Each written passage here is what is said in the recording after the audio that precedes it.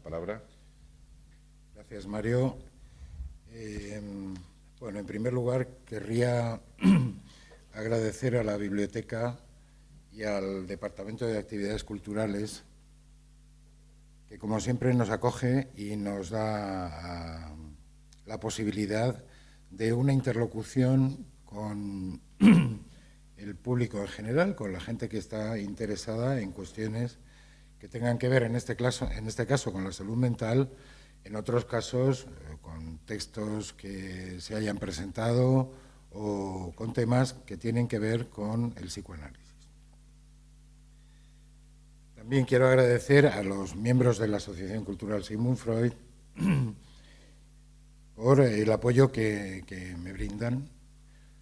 Y, por último, agradecer a ustedes su presencia, porque sin su presencia... No, puedo ver. Sin su presencia realmente no tendría sentido una charla como esta, que pretende ser fundamentalmente una conversación. Yo les voy a exponer un pequeño trabajo bastante descriptivo, no quiero meterme en grandes honduras, sobre la cuestión de la salud mental y lo que tiene que ver con los fármacos y las palabras.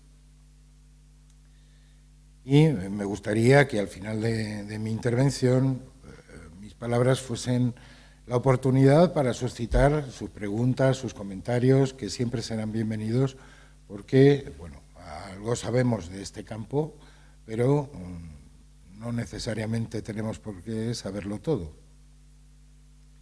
Lo que motivó la elección, en primer lugar, del tema, que es cuestión de fármacos o de palabras, es que en la experiencia clínica aparece a menudo una pregunta. ¿Tengo que seguir tomando medicación o no tengo que seguir tomando medicación?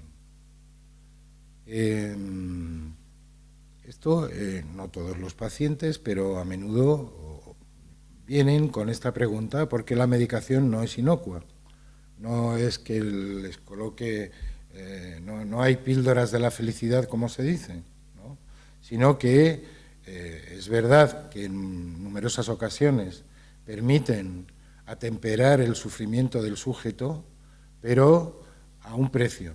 Y muchas veces el precio se manifiesta en efectos secundarios como, por ejemplo, la pérdida del sentimiento vital, la pérdida de la libido, del deseo sexual, pérdida de la memoria, a veces episodios de tristeza y ansiedad poco controlados, ¿no? A pesar de que la medicación tiende a controlar eso.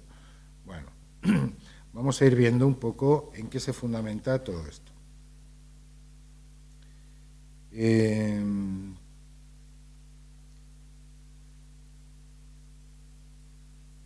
Hay dos fenómenos en nuestra civilización que son dos fenómenos muy pregnantes. Por un lado está la cuestión de la medicalización de la vida cotidiana.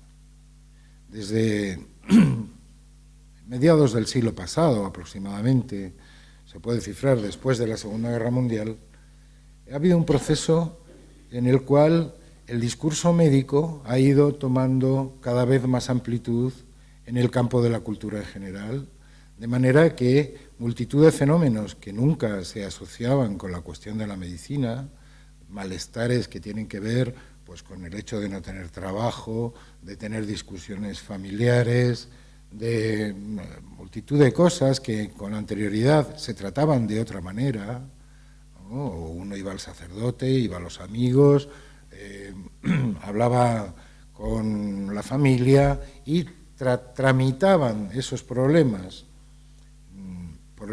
por medio de la palabra realmente, ¿no? En medio de los suyos, ¿no?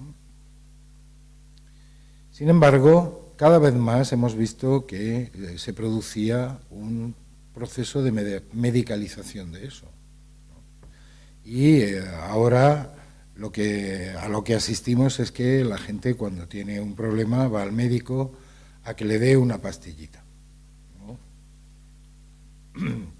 Esto es una viñeta en la que un humorista, señala bien lo que pongo de manifiesto, pero que es una cuestión que está siendo tratada desde hace mucho tiempo por la sociología, la antropología, la filosofía misma.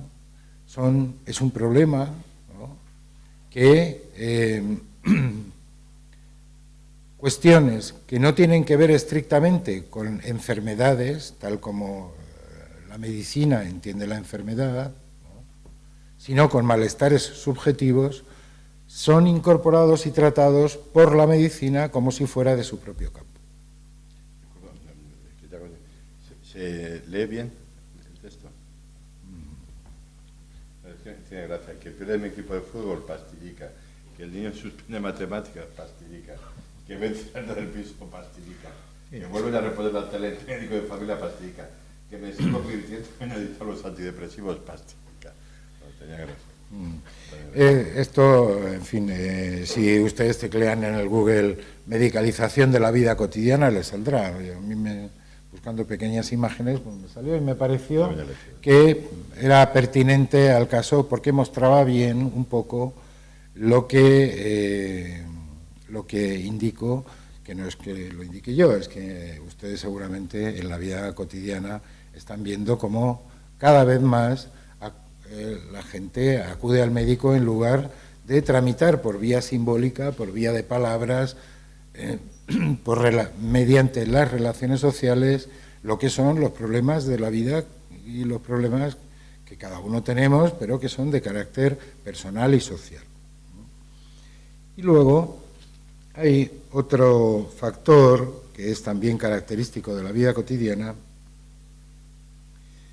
que es el aumento masivo del consumo de psicofármacos.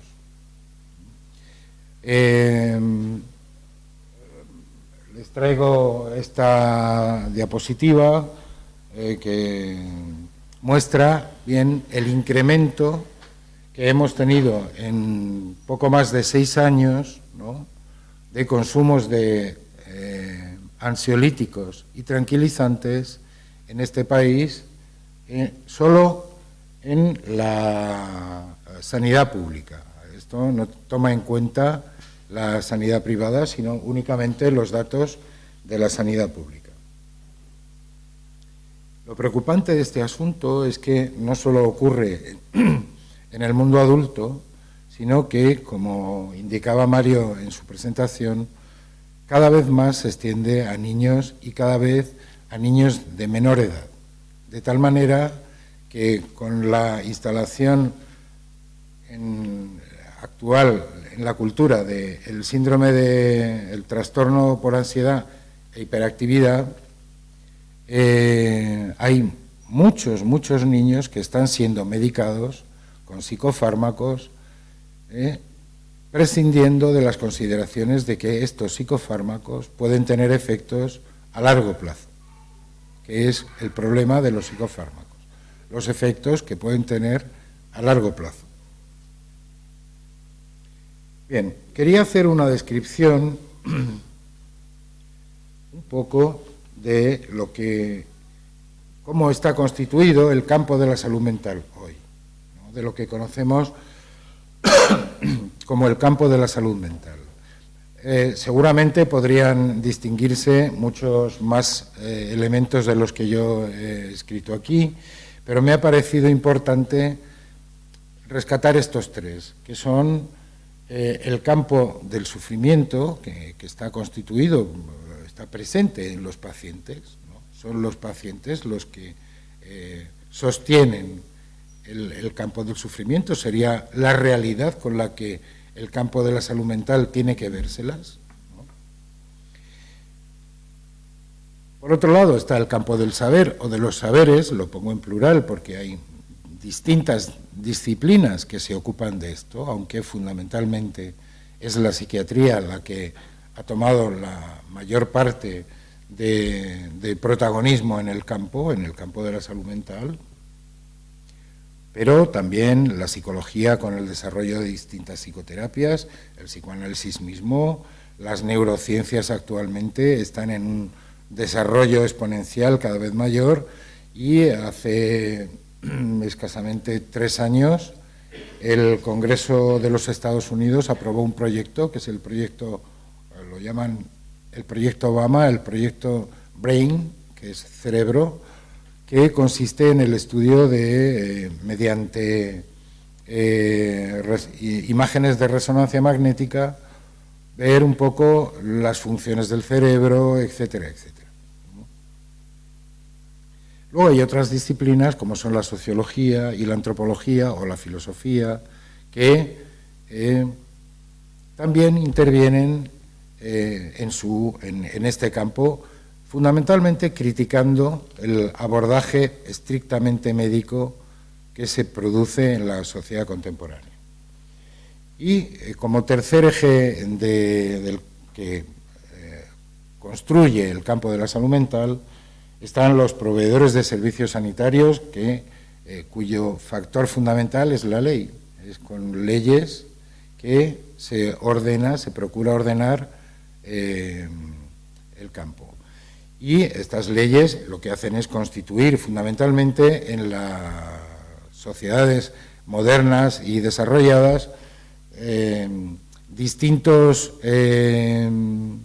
dispositivos, Ministerio de Salud, el Plan Nacional de Salud Mental, bueno, hay distintos, la comunidad autónoma tiene su propio Plan de Salud Mental de Castilla-La Mancha, que cada 5 o 6 años revisan, viendo los recursos que tienen, etcétera, etcétera, ¿no?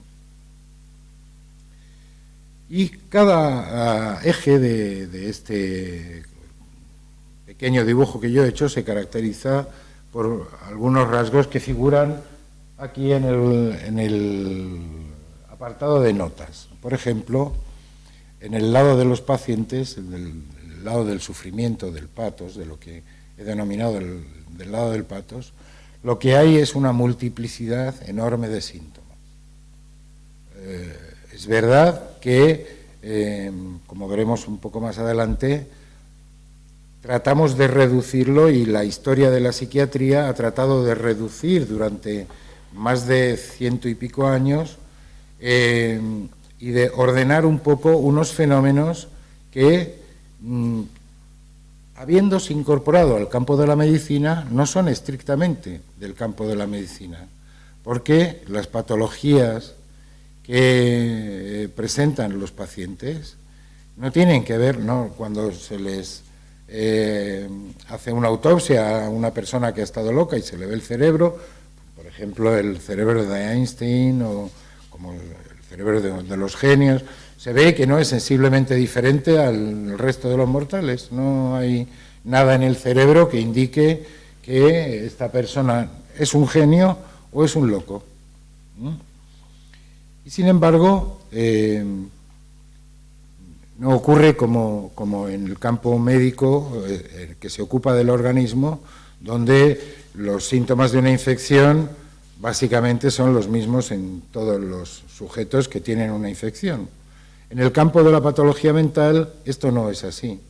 Cada persona presenta la sintomatología propia y de una manera diferente, de tal forma que con lo que nos enfrentamos es con un abanico amplísimo de fenómenos que, bueno, luego la ciencia tratará de categorizar, reducir y hacer lo que llamamos una taxonomía, ¿no? Una clasificación. Del lado de los profesionales hay una cierta confusión, porque aun cuando el mayor porcentaje de abordajes terapéuticos se hace desde la psiquiatría convencional y desde la medicación, no dejan de aparecer críticas a ese abordaje, precisamente porque están tocando algo que no es del cuerpo con medicamentos que sí afectan al cuerpo, ¿no? Y en el año 64, Michel Foucault presentó, lo digo como un hito, pero esto es algo que viene desde muy atrás, ¿no? Presentó un texto que constituye su tesis doctoral, que es La historia de la locura, en la cual él manifiesta la locura no tanto como una patología del cerebro, sino como una construcción de la sociedad, como una construcción social sobre determinado tipo de pacientes, ¿no?, a los que por conveniencia social convenía aislar y retirar, digamos, de la circulación entre los demás. Y los proveedores de servicios sanitarios, mediante sus leyes, tienen 3 criterios fundamentales. Por un lado, la rentabilidad. No hay recursos para atender a todo el mundo y pasa como con la sanidad del cuerpo, ¿no? Hay los recursos que hay, no hay más, y entonces establecen los dispositivos que consideran necesarios y suficientes para atender a una población, ¿no?, procurando criterios de eficacia y de eficiencia.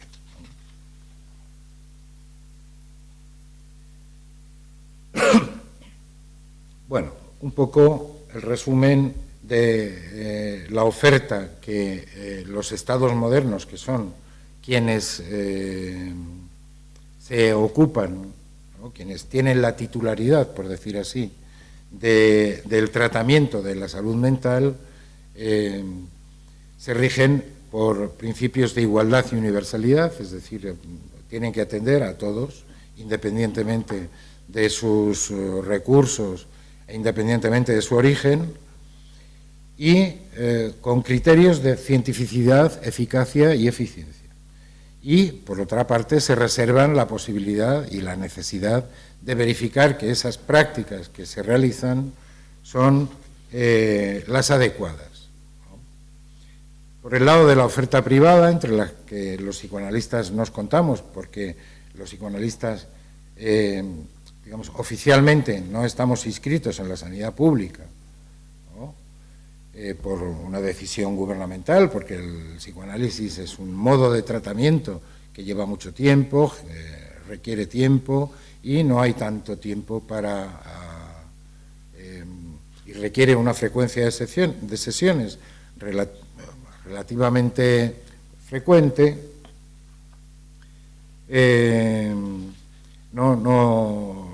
Digamos, nos excluyó en el año 85 en la Ley General de Sanidad. Ya había una indicación expresa que excluía el psicoanálisis de los modos de abordaje y de tratamiento de la patología mental, ¿no?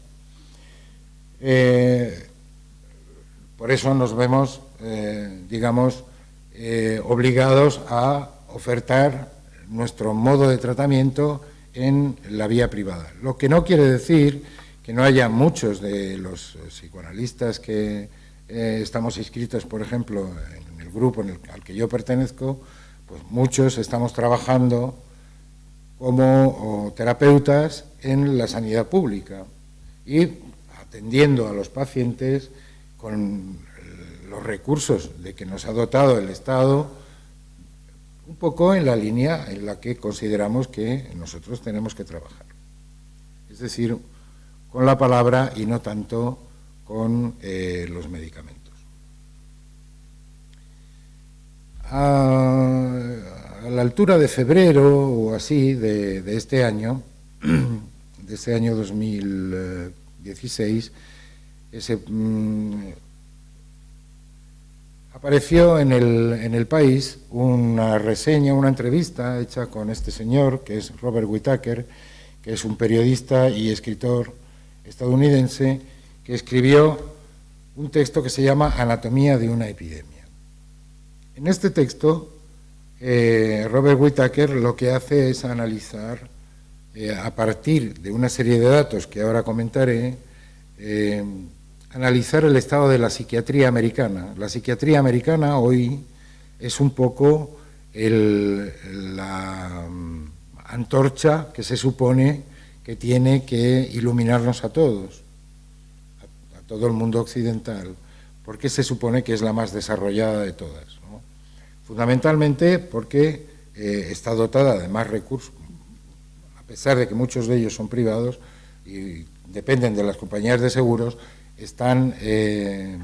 tienen departamentos de estudio universitarios y no universitarios, clínicos, en distintos hospitales, que están tratando de desarrollar al máximo posible la psiquiatría. Y lo que Robert Whittaker, esto es una foto en Alcalá de Henares, cuando vino por aquí, por España, se da cuenta es de que hay algunos resultados paradójicos. Se encuentra con que hay una serie de resultados paradójicos que son los siguientes. Hay 2 estudios de la Organización Mundial de la Salud, estamos hablando de este año, el texto que publicó, este es de 2014, 2014-2015, ¿no? En Estados Unidos lo publicó en el 14, aquí en 2015. Se encuentra con 2 estudios que le llaman la atención. El primero es que el tratamiento en pacientes esquizofrénicos tiene, al cabo de 5 años, unos resultados y un curso considerablemente mejores en países en vías de desarrollo, como la India, Nigeria o Colombia. Los pacientes esquizofrénicos, los locos, un tipo de locos, ¿no?, de los que la psiquiatría califica de locos, se desarrollan mejor y se recuperan mejor en países en vías de desarrollo que en países desarrollados como Estados Unidos y otros 5 países, entre los cuales estaba Suecia, los otros 4 no recuerdo cuáles eran. Hubo distintas críticas, distintas controversias a propósito de esa cuestión, y la Organización Mundial de la Salud repitió ese estudio en el año 78. Viendo que los mejores resultados de los países en vías de desarrollo están asociados a un menor consumo de antipsicóticos, es decir, a un menor consumo de medicamentos. Cuantos menos medicamentos se consumen, es más fácil, lo que concluyen los estudios, que los considerados esquizofrénicos, los considerados como locos, se recuperen y se vuelvan a introducir en el circuito relativamente normal de la sociedad en la que viven.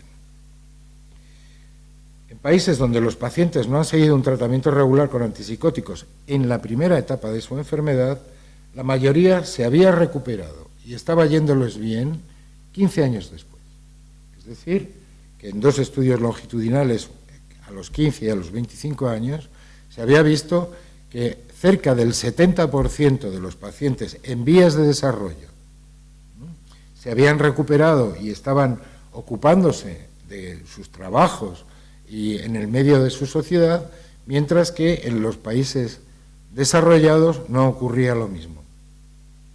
Y los peores resultados, con porcentajes de pacientes más elevados constantemente enfermos, se detectaron en Rusia, concretamente en los hospitales de Moscú, se producen donde se hace mayor uso de la medicación. Es conocido que en la Unión Soviética, estamos hablando de una época en la que todavía no existía la Unión Soviética y donde históricamente y políticamente la Unión Soviética utilizaba la medicación y la psiquiatría como un medio de coacción político y social, ¿no? Bueno, ahí, digamos, se permitían el uso de medicación de una forma generalizada, y eso mostraba que los pacientes no se recuperaban de la misma manera que en países subdesarrollados como la India, Nigeria o Colombia.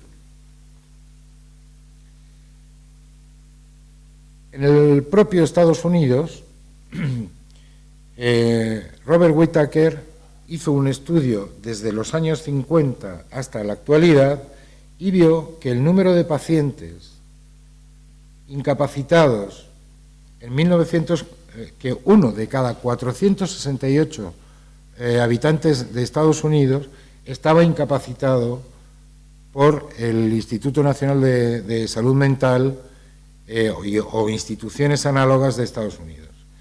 En el año 87, es decir, 20 o 25 años después del comienzo del uso de los medicamentos, de los psicofármacos, era 1 de cada 184 estadounidenses el que estaba viviendo o recibiendo un subsidio, digamos, de la Seguridad Social americana.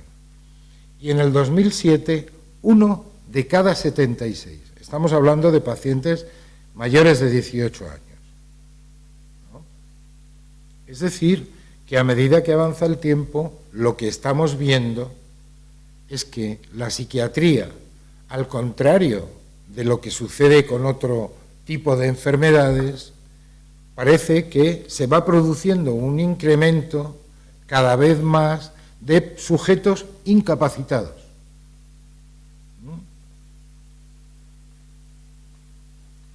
Por ejemplo, otros resultados que descubrió Robert Whittaker. Vio por el tipo de trastornos que estaban diagnosticados. En el año 1955 se pudo contabilizar casi 51.000 pacientes diagnosticados de trastornos afectivos como la depresión o el trastorno bipolar, entre personas de 18 a 64 años. Y con respecto a los niños discapacitados por salud mental y por otras enfermedades, se ve que en el año 87 había 16.200 niños discapacitados, es decir, que recibían una prestación de la Seguridad Social americana, y en el 2007 había más de 500.000. Mientras que, como cabe esperar, la medicina en otros campos ha producido una mejora. Si en el 1996 había 728.000 niños discapacitados por enfermedades orgánicas, ¿no?, en 2007 hay solo 560.000. Es decir, ha bajado la tasa. La medicina ha avanzado y hay menos personas discapacitadas porque la medicina ha conseguido recuperar a más gente, mientras que en el campo de la salud mental lo que aparece es justamente lo contrario. Cada vez hay un número de discapacitados mayor. Y entre los responsables de la psiquiatría estadounidense y de la Seguridad Social estadounidense se plantea la siguiente pregunta.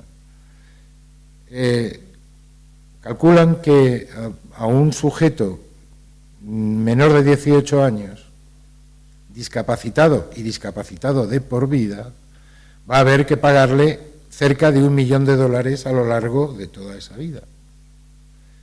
Si la tasa de crecimiento de pacientes discapacitados sigue así, va a llegar un momento, como estamos viendo actualmente con el tema de la crisis económica, que no va a haber fondos realmente para poder sostener eso. No se va a poder sostener. Y entonces habrá que recurrir a tendrán que implementar algún otro tipo de solución.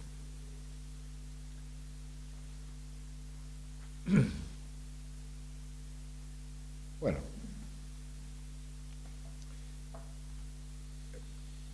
esto es también un resultado de la tasa de suicidios en España desde 1980 al 2014.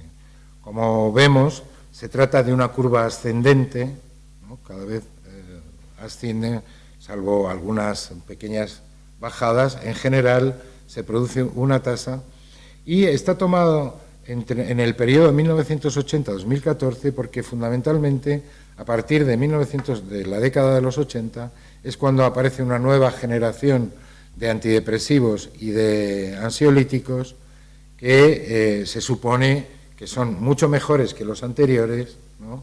Y sin embargo vemos que el efecto en los pacientes, hay algunos de los pacientes que deciden la solución a su vida por la vía del suicidio, no se corresponde, no parece que la medicación realmente alcance a este tipo de pacientes, ¿no?, y evite lo que se supone que se debería evitar.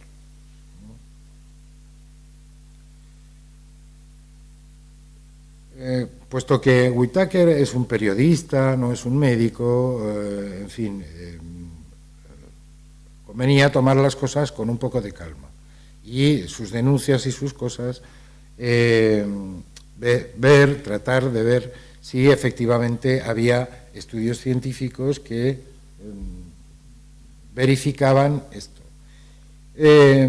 Poco antes de la aparición del texto de Robert Whittaker, había aparecido este otro libro, que es de Peter Gotze, que se llama Medicamentos que matan y crimen organizado. En este texto, Peter Gotze, que es un médico danés, que actualmente es el presidente de una entidad que se llama la Colaboración Cochrane, que ahora les presentaré, analiza un poco lo que es todo el mundo de la farmacología, que ha ocurrido, que está ocurriendo con todo el mundo de las grandes empresas farmacéuticas, ¿no? Y cómo va descubriendo cómo desde el mundo de las empresas farmacéuticas lo que se está produciendo es una perversión del sistema. Es decir, las grandes compañías farmacéuticas lanzan medicamentos y a veces esos medicamentos han sido encontrados un poco por casualidad, particularmente en el campo de la medicina, de la psiquiatría. En todos los casos es así, todos los medicamentos han tenido un origen casual, lo cual no es nada extraño, porque en casi todo el campo de la farmacología ocurre igual, ¿no? De pronto, por el uso de ciertas plantas en no sé qué sitio, se sabe que ciertas culturas abordan no sé qué patología. Las compañías farmacéuticas van, analizan eso y extraen el principio activo que luego después sintetizan y comercializan, ¿no? Bueno, lo que Peter Gotze se transmite en este libro es un poco todos los tejemanejes que se traen las compañías farmacéuticas y cómo los intereses de las compañías farmacéuticas realmente lo que han hecho ha sido copar el mercado más allá de la racionalidad científica que debería presidir su actividad. Y lo han hecho con, digamos, la vista gorda, más o menos, de las grandes agencias federales, la FDA americana o de la Agencia Europea del Medicamento aquí en Europa, que han hecho un poco la vista gorda frente a los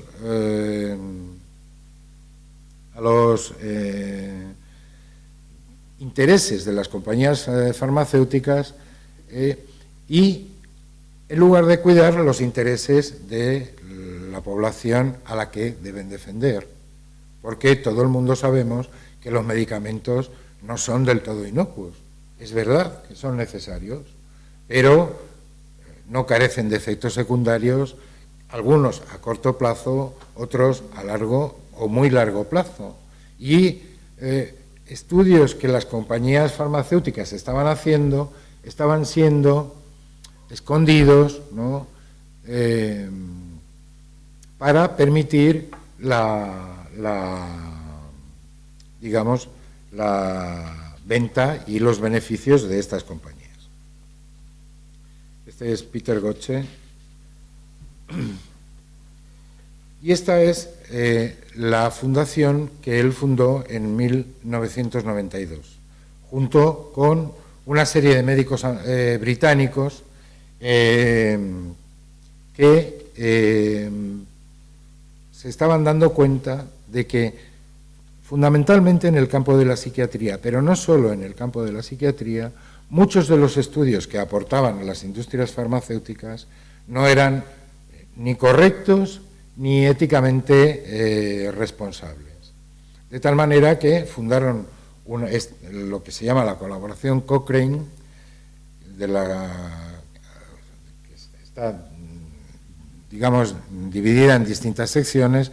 España pertenece a la sección Cochrane Iberoamericana y tiene su sede en Barcelona, ¿no?, en el Hospital de Sant Pau, que se encargan de volver a analizar todos los trabajos que han hecho las compañías farmacéuticas para ver si efectivamente son o no son verdaderamente científicos y responden a los criterios de los usuarios, de los que finalmente vamos a tomar la medicación, o responden fundamentalmente a los intereses financieros y económicos de las compañías farmacéuticas. A partir de estos estudios, la Fundación Cochrane y Peter Gotze hace una serie de críticas a todo el campo de la salud mental. Actualmente, y desde el año 54, el campo de la salud mental, las categorías de enfermedades mentales se organiza en torno a un documento que se llama el DSM-4, está en el primer ítem, ICD-10 y DSM-4. Bueno, es un documento que es un documento de consenso, hecho por consenso entre múltiples profesionales de la psiquiatría y de la psicología, tanto universitarios como investigadores, pero que adolece de una cuestión fundamental. Cuando nosotros hablamos de diabetes, sabemos que la diabetes está causada por una falta de insulina.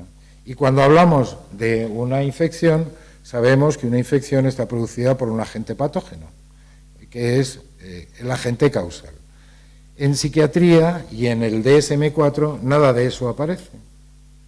Se agrupan las enfermedades en función de una serie de criterios de consenso, pero sin criterios etiológicos.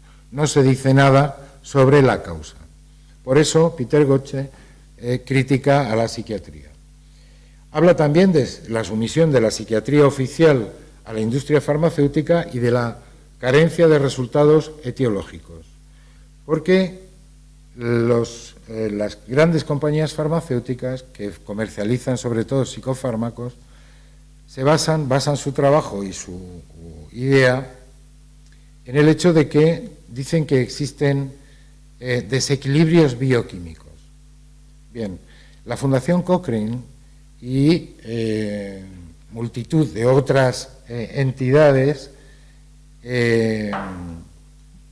no han podido demostrar en ningún caso que tales déficits se produzcan. No se ha podido demostrar que la locura y que las enfermedades mentales sean enfermedades del cerebro. No es así.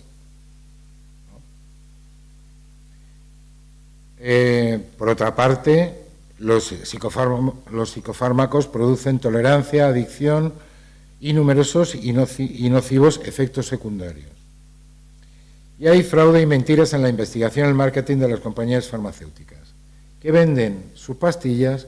En la época, en el año 57, si no recuerdo mal, se lanzó el primer ansiolítico, que era un antipsicótico ansiolítico, que se llamaba Toracin. Y en la publicidad de la época hablaban de las píldoras de la felicidad, ¿no? Como si verdaderamente esto lanzado ante un público que, bueno, quien más, quien menos, no terminamos de alcanzar eso que se llama felicidad, ¿no?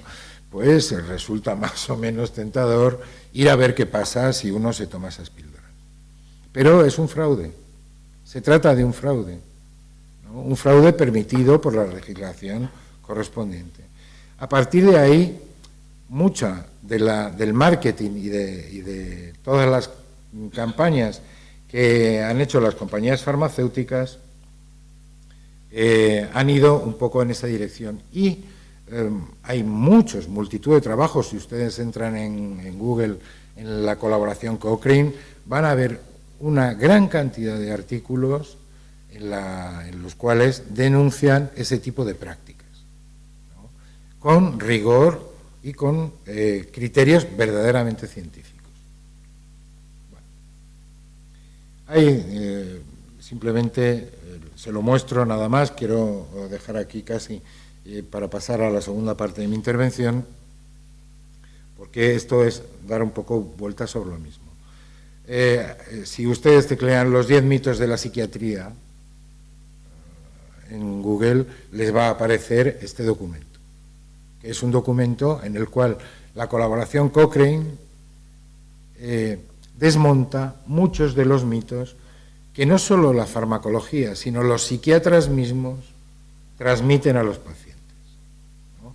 Me parece de interés y me parece importante porque es un hecho, cuando al comienzo de mi intervención hablaba de que hay pacientes que preguntan qué hago con la medicación, qué no, es porque son sujetos de estos efectos secundarios, de ciertos efectos secundarios que no son completamente inocuos y que en muchos casos producen efectos muy prolongados, ¿no?, que conviene atemperar, ¿no?, que convendría mejor limitar. Bueno. Y frente a esto, la propuesta de Sigmund Freud. Sigmund Freud fue el inventor de la primera psicoterapia moderna que ha existido, el psicoanálisis. Él se dio cuenta, él era médico y era científico, y propició durante toda su vida el acercamiento y tratar de mostrar cómo pensaba que la ciencia finalmente podría asumir el psicoanálisis y demostrar el psicoanálisis. Lo que no impidió que él escribiese un texto que se llamaba Psicoanálisis para legos, ¿no?, para no expertos, para no médicos, defendiendo la pertinencia de que el psicoanálisis puede ser practicado por gente que no sea médico, sino que esté referido a otras características distintas. Con el descubrimiento del inconsciente, lo que Freud hace es descubrir que los malestares psíquicos con lo que tienen que ver es con las palabras. Cuando él escribe o publica la interpretación de los sueños en 1900, lo que está mostrando en la interpretación de los sueños es que en realidad los seres humanos estamos enfermos de palabras. Es porque entramos en el mundo del lenguaje por el que enfermamos. Digamos, seré breve y pasaremos a una pequeña conversación. El ser humano, para ser humano, tiene que entrar en el campo del sentido. No podemos pensar en ningún ser humano que no entre en el campo del sentido. Podríamos pensar en un sujeto como estos sujetos perdidos en la selva. Hay algunos mitos sobre niños perdidos en la selva que no han sido humanizados por humanos, sino por animales, simios o lo que sea, ¿no? Lo que se constata, me parece que François Truffaut hizo una película sobre uno de estos casos, El niño salvaje, es que esos niños, pasado un determinado periodo crítico de su vida, no pueden incorporarse al mundo humano en condiciones de normalidad. Eso ocurre con los niños salvajes, pero ocurre también con los niños autistas, que sí nacen en nuestro medio, con unos padres y una sociedad que los acoge. Y sin embargo, hay algo, ¿no?, que impide que estos niños entren al campo del sentido. Entran con dificultad y por ahí, bueno, hay que trabajar mucho con ellos para permitir que ellos encuentren su posición en el mundo entre los otros. Frente a la propuesta de la psiquiatría farmacológica, ¿cuál es la opción freudiana, la opción del psicoanálisis? Entrar al campo del sentido tiene consecuencias importantes, porque entramos en un terreno en el cual, por ejemplo, aparece, a diferencia del resto de los seres vivos, aparece la cuestión del amor. No es algo que veamos fácilmente en el mundo animal. Sin embargo, en el mundo de los seres humanos, en el mundo de los que nos hemos incorporado al lenguaje, entramos en eso. Pero también entramos en el mundo del odio. Es decir, todos estos fenómenos que son tan corrientes, que tenemos incorporados de tal manera que casi no los percibimos como tal, están condicionados precisamente porque hemos tenido que entrar, digamos, en una suerte de atmósfera distinta a la del resto de los seres vivos, que es la atmósfera del mundo simbólico. Un mundo en el que no solo hay palabras, también hay leyes, y también hay otros que tienen también palabras e intenciones que a veces no son del todo buenas. La propuesta de Freud, y termino con esto, es que lo mismo que nos enferma, que es la palabra, esta atmósfera a partir de la cual nos convertimos en otra especie distinta al resto de los seres vivos, la dimensión de la palabra es la misma, lo que nos enferma, puede ser la misma dimensión que nos cure. Y es su propuesta. De tal manera que lo que él propone es un método que es tan simple como hable libremente.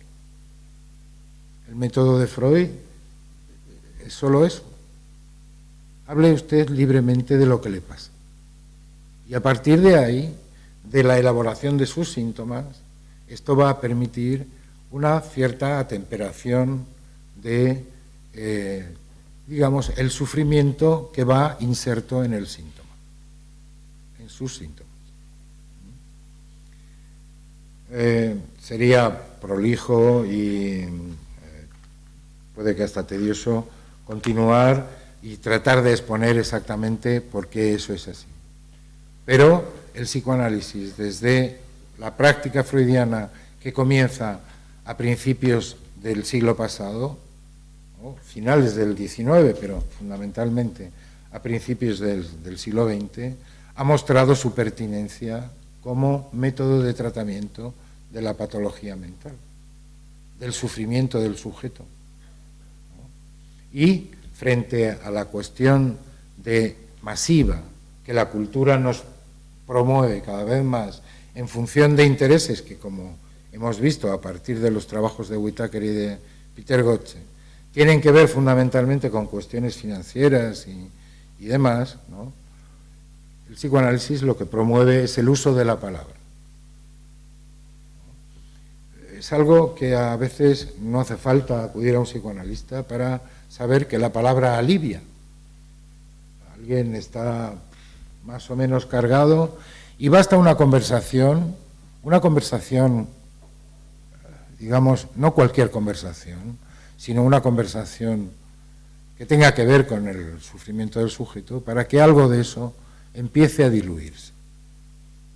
De tal manera que permite hacer entrever el poder del uso de la palabra, ¿no?, para, bueno, no solo para comunicarnos, es verdad, también nos sirve para comunicarnos, ¿no?, pero fundamentalmente, desde esta perspectiva, para propiciar un atemperamiento de la sintomatología de los sujetos, ¿no?, y una ubicación en la realidad que tiene que ver con su propio deseo.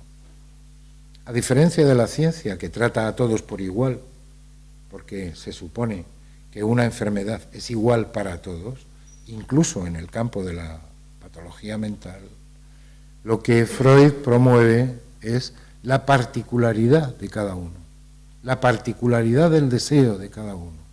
A lo que apunta un psicoanálisis es a que, frente a las trampas que a menudo nos ponemos a nosotros mismos, podamos disolver un poco esas trampas para finalmente tratar, no aseguro que en todos los casos se vaya a conseguir, ¿no?, pero sí tratar de acceder a saber qué es lo que cada uno, cuál es el deseo particular que habita a cada uno y que le permite estar entre los otros, con los otros en la vida, con su particularidad. Es un poco el punto al que apunta el psicoanálisis, y es la alternativa que promovemos frente a la medicación. No estoy diciendo con esto que la medicación no sea necesaria en ocasiones. Sí, es verdad, lo es. A menudo hay casos en los que es necesario tomar un apoyo en la medicación por muchos motivos, fundamentalmente para tratar de rebajar el sufrimiento que a veces ciertos tipos de patología conllevan. Pero no hay que tomarlo como si fuese la solución, es solo un apoyo, es lo que dice Peter Gotche, es lo que dicen multitud de psiquiatras que no están de acuerdo con la línea oficial, digamos, ¿no? Y que promueven otro modo de tratamiento que tenga que ver más con las palabras que con la medicación. Yo quiero dejarlo aquí y si alguno de ustedes tiene alguna pregunta o algún comentario que hacer, estaré encantado de responderles. Gracias. Muchas gracias, Luis, por compartir con nosotros estos planteamientos. Y bueno, tiene la palabra la sala si quiere hacer alguna observación, alguna pregunta. Sí. Hay más palabras, yo creo que es cuando menos palabras hay, ¿no? La gente se comunica menos, ¿no? Hay tantos medios de comunicación y solamente quería apuntar una cosa. En el momento actual casi todo es imagen, ¿no? Ya la palabra se está olvidando. El choque del psicoanálisis sí existe con la palabra, aunque se imponga en la actualidad la imagen. Sí. Con respecto a la primera parte de su pregunta, quería hacer una pequeña acotación. Hay un texto importante de un psicoanalista que se llama Jacques Lacan, cuya foto es esta, una de cuyas fotos es esta, que se llama, el texto se llama Función y campo de la palabra y el lenguaje en psicoanálisis. Es un texto difícil de leer. Lacan tiene un lenguaje un poco enrevesado, pero distingue palabra plena y palabra vacía. Es verdad que la mayoría de las veces cuando hablamos es una especie de una suerte de bla bla bla, para no decir nada, la mayoría de las veces. Pero cuando uno le dice a alguien, tú eres mi mujer o tú eres mi maestro, que son los ejemplos que él pone, cuando alguien nombra a otro como su mujer, su marido o su maestro, ahí hay un acto. No es solo una palabra, es una palabra que hace acto. Es decir, que la palabra no es el bla bla bla, sino cuando usted llega a un acuerdo con alguien y se dan la mano, ¿no? Como se hacía antes en los mercados, ¿no? Se fundamentaba sobre todo en la cuestión de la palabra dada. Por lo tanto, la palabra tiene distintas dimensiones, ¿no? Y, en todo caso, es verdad que es lo único que nos puede representar. Ahora está la moda de los selfies. Es verdad, como usted decía, con respecto a la segunda parte de su pregunta, es verdad que ahora nos hacemos representar más por la imagen.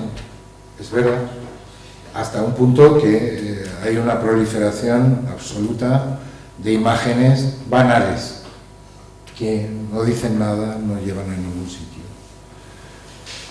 Bueno, habría mucho que hablar sobre esa cuestión, ¿no? Que está siendo analizada por pensadores mucho más eminentes que yo, desde luego, y hay muchos discursos al respecto. Pero hay algo que es sintomático de la época, ¿no? Cómo hemos consentido en la degradación del valor de la palabra, ¿no? Y convendría pensarlo, convendría repensar esa cuestión, ¿no? Para sencillamente hacernos representar por multitud de imágenes, ¿no? Y de me gustas, ¿no? Como en Twitter o en Facebook o no sé qué, ¿no? resulta que a una persona como cualquier comunicador tiene no sé cuántos millones de seguidores completamente anónimos todos, donde nadie se conoce a nadie, ¿no? Y donde realmente la clase de lazo social que se hace entre ese sujeto y toda la multitud de seguidores que dice que tiene es tan lábil como un clic de móvil. Es decir, una relación bastante vacía.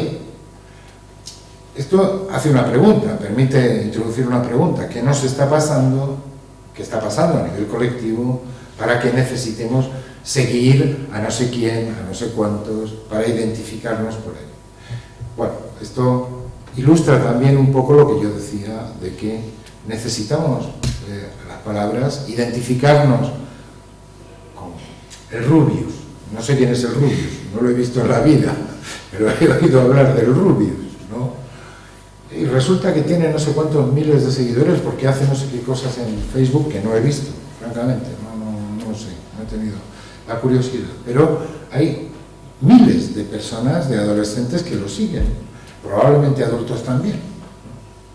Y la pregunta es, bueno, ¿qué permite o qué empuja a tantas personas a dedicar parte de su vida a una cuestión de la que, permítaseme dudar, que saquen algo realmente útil?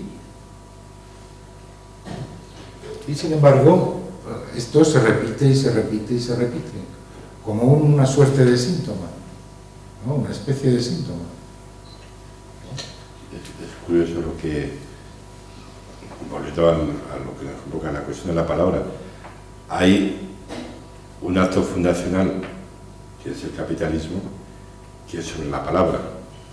Hay un acto fundacional evangélico que es la palabra. Me explico. Y luego vamos a Freud. En la Bolsa de Londres, el lema que aparece a la entrada de la bolsa es: mi palabra es mi garantía. My word is my bond. En el Evangelio, Jesús se encuentra aquel que le dice: una palabra tuya bastará para sanarme. Podemos rescatar ese poder de la palabra. Y yendo ya a Freud, que es en definitiva el culpable de todo esto, él habla del poder que tiene una palabra bondadosa. Cuando inicia las primeras terapias, él añade al uso de la palabra la bondad. Porque, volviendo a lo que comentaba Luis, es verdad que todos hemos experimentado cómo uno se alivia al hablar con un buen amigo, con alguien de confianza, cómo se coloca un poco las cosas, uno está muy cargado de algo, pero el hecho de la palabra bondadosa, escuchada, benevolente. Freud dice benevolente. La traducción habría que ir al alemán, pero en todo caso se entiende, es una palabra que alivia al sujeto respecto a su malestar. Pongo estos ejemplos porque es más poderoso. Es más, si se me permite, podríamos añadir que gran fuerza del funcionamiento del terrorismo yihadista reside en la palabra. Sin la palabra no se podrían mover los dineros que financian y potencian el terrorismo, porque no dejan huella en ningún sitio, gracias al poder de la palabra, a la promesa y a la palabra. Y eso no me lo invento yo, eso se puede documentar. Es decir, la palabra tiene un poder extraordinario de organización, de seducción, de convicción y de cura, que es finalmente a lo que llegamos finalmente, de cura. La palabra puede curar en un contexto determinado, en un dispositivo determinado, en este caso el que defendemos, que es el psicoanalítico, y frente a ello está, y ahí me gustaría que Luis comentara al respecto. Yo el otro día vi un reportaje, porque no deja de haber algo de guerra en todo esto, por la noche, en esas horas que nadie ponían esos reportajes raros, que en la Universidad de Harvard han llegado a conseguir las farmacéuticas expulsar el psicoanálisis.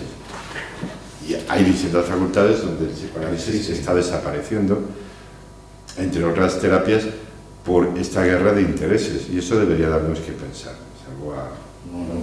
No, digamos, la lucha contra el psicoanálisis es una cuestión antigua, casi tan antigua como el psicoanálisis mismo. Es decir, se constata que en la historia del psicoanálisis siempre ha habido una oposición firme al tratamiento por la palabra. Debo decir, no es el único sistema que trata a la gente con la palabra. Durante centenas de años los sacerdotes han tratado el malestar de la gente con la palabra. Y ahora, actualmente, la Iglesia de la Cienciología, si ustedes entran en Internet y ponen Iglesia de la Cienciología, van a ver cómo en realidad es una oferta terapéutica. Se trata de una oferta terapéutica.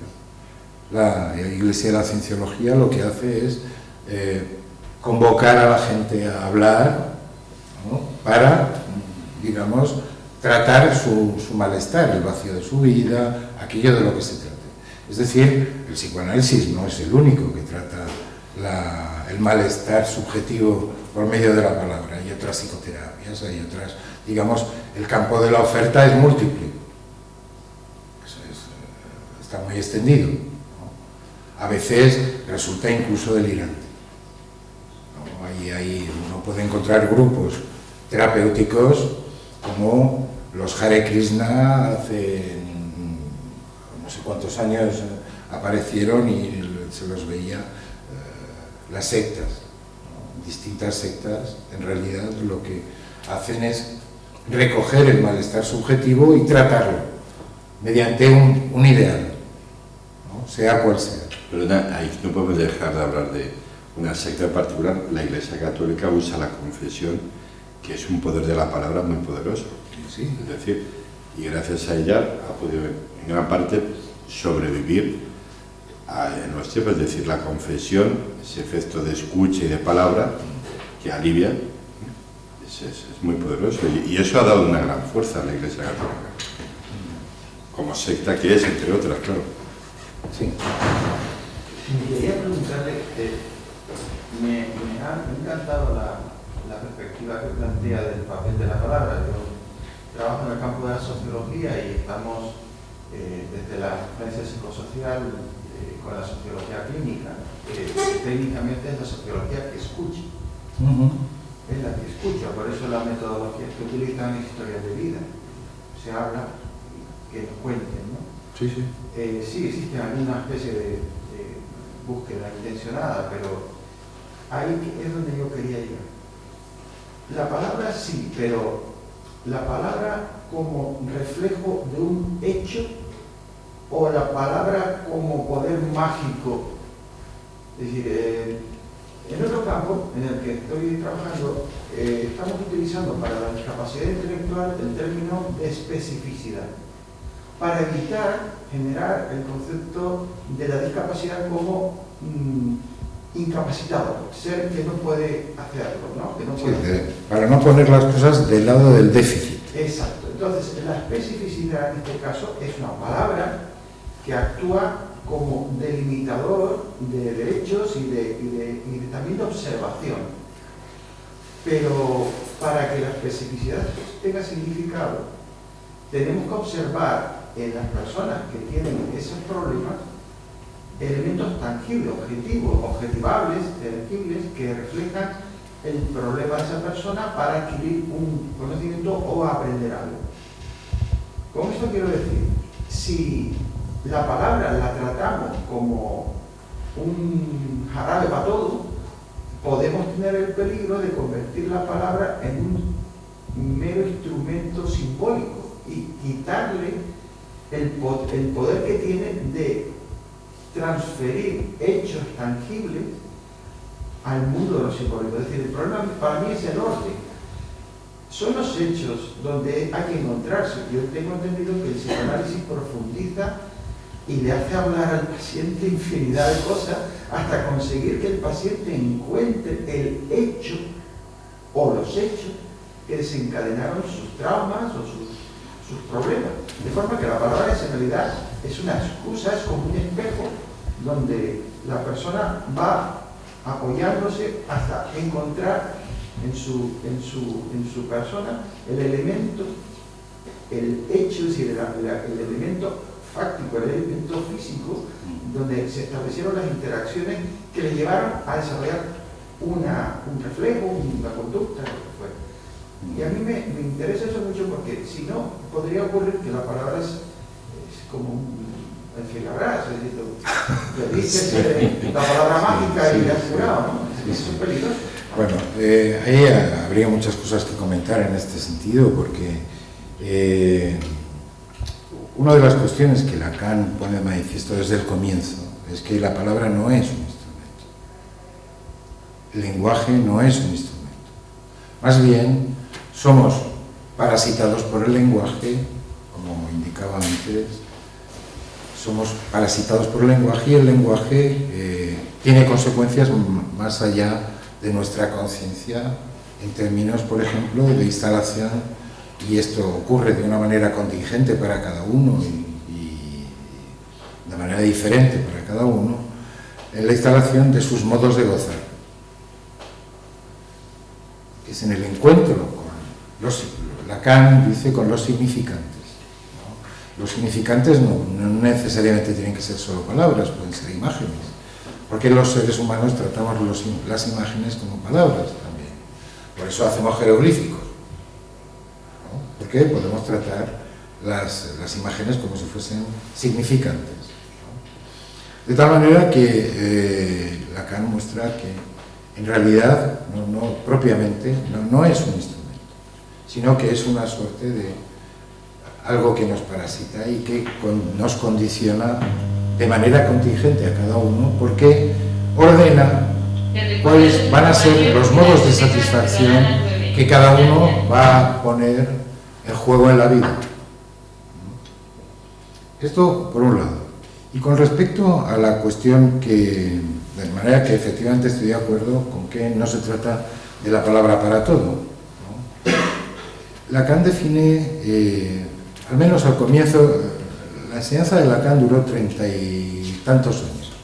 Y a lo largo de 30 y tantos años de enseñanza hubo numerosas torsiones en su enseñanza. Al comienzo, él establece que la palabra es aquello que representa un sujeto para otra palabra. El significante es lo que representa un sujeto para otro significante. Es decir, y esto es lo que permite el desplazamiento en un análisis de muchas cosas. Y quizá no se trate tanto de encontrar el acontecimiento último, esto Freud se dio cuenta muy pronto, de que no se trataba de acontecimientos reales en la vida, de que podían ser acontecimientos fantaseados. Y en una carta famosa a Wilhelm Fliess, a su amigo, él le dijo: mi neurótica, en el sentido de su teoría neurótica, o también podríamos decir, mis neuróticas me mienten. ¿Qué quiere decir? No le mentían en el sentido de que le dijeran mentiras, le mentían en el sentido de que decían fantasías, ¿no? Pero las fantasías operaban de la misma manera que los hechos reales, como acontecimientos traumáticos, ¿no? Y las fantasías, ¿en qué se sostienen? Se sostienen en imágenes y en palabras. A veces las imágenes y las palabras no nos dan para metabolizar ciertos acontecimientos que se producen en la vida y que tienen efecto, ¿no? No sé si con esto he respondido un poco a la pregunta. Es verdad, la sociología permite, porque es verdad que la palabra no tiene sentido sin los otros, no es una cuestión del sujeto uno. La palabra tiene sentido en una dialéctica con los otros, ¿no? Por eso la sociología puede interviene como elemento también terapéutico en este sentido, ¿no? No sé si con esto consigo aclararle un poco. No tengo presente a todo Lacan en todo momento, ¿no? Estaría yo loco de atar si pudiera ser así, ¿no? Pero me parece que con esto introduzco una matización sobre la posición del psicoanálisis, porque no se trata tanto de acontecimientos, sino de cómo nos hemos ido confrontando a veces con las palabras o con la falta de palabras. A veces nos han faltado palabras para poder elaborar un acontecimiento que se quedó fijado como un trauma, precisamente porque no hubo palabras para poder metaforizar eso.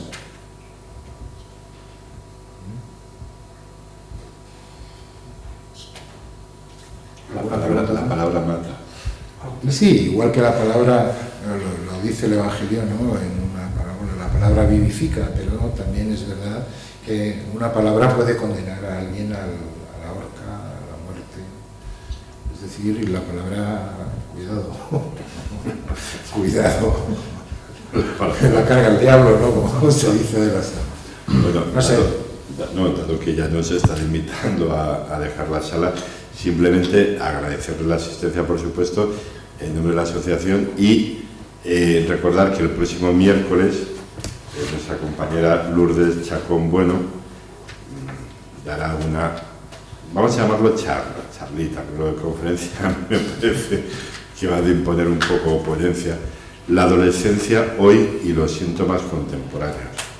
Es el título elegido, y bueno, pues están bienvenidos en el ciclo este que empezamos la semana pasada. Ya digo, la adolescencia hoy y los síntomas contemporáneos, a cargo de Lourdes Chacón Bueno, que es psicoanalista y psicoterapeuta. En fin, pues muchas gracias. Gracias por su presencia y les invitamos a la próxima, claro.